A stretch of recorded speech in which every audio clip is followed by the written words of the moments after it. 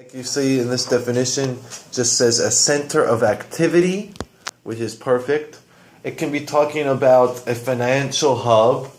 A lot of times they talk about, New York or London or Hong Kong is kind of a financial hub. Hong Kong is maybe a financial hub for East Asia or something like that. A lot of times I hear this for airports, Heathrow is a hub in that region. All the airlines go to that airport. So it is a center of activity.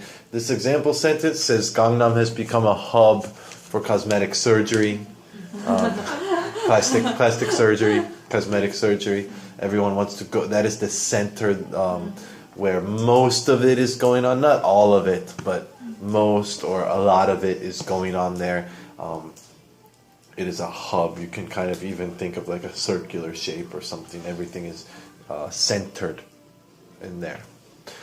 Number 2, flag. So of course you know the noun flag, but this is using flag as a verb. To flag something means to mark it or check it or notice it, meaning we need to watch this, we need to pay attention to this, we need to look at this, to flag something. A good example is when people enter the United States. Maybe most of the people, it's fine, no problem. But some people might get flagged for terrorism, if they traveled to the Middle East recently, or if they have the wrong last name, or, someone might get flagged for something.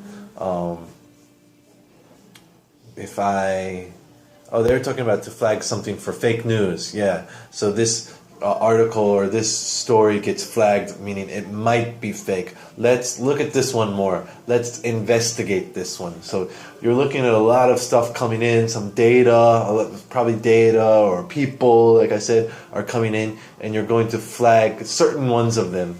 Like you check that one, you mark that one. Say, let's. Like maybe putting a flag on it, right? So, okay, there's a flag on this one, so you can see that one. Number 3, thorny. This is an adjective meaning kind of difficult or troublesome, not perfect, troublesome. It comes from the meaning of the original meaning of the word thorn, which, if you know, the rose bush has the thorn, the part that can cut you, right? Some tree or some flower or some bush might have a thorn, that sharp part that can cut you.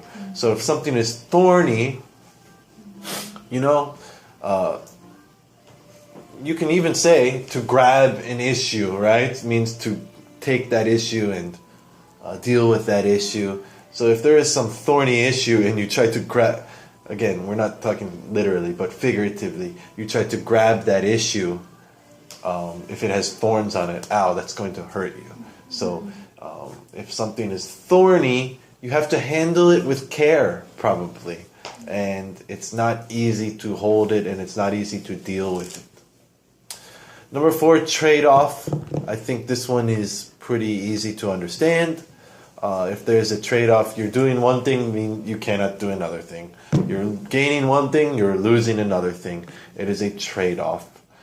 This example sentence says the teachers in this school don't see the trade-off between studying and having fun.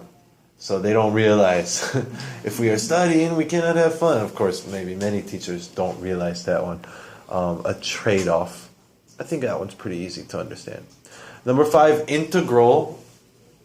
Integral is just like really, really, really, really important. The most important, the most essential, necessary. Without this, it does not work. So even stronger than the word important, more similar to the word necessary or essential. This is an integral aspect of the meaning, or something is an integral part of the machinery. If you take that out, it's not going to work anymore. Integral. And number 6, discern. Discern is just the ability to tell something, to recognize something, to perceive something. I can discern if you are telling the truth or not, right? I can perceive that, I know that, I can tell, I can recognize that.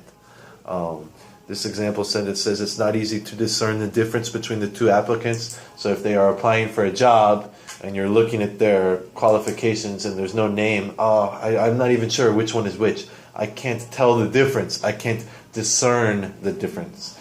In that situation, it means the same as tell. To tell the difference, to perceive, to know something. And it's usually meaning based on what you see. Yeah, usually discern is going to be used off of something that you see or something that you know, some information that you're given, and your ability to perceive that information, to make some type of judgment or something like that. I think relatively easy to understand.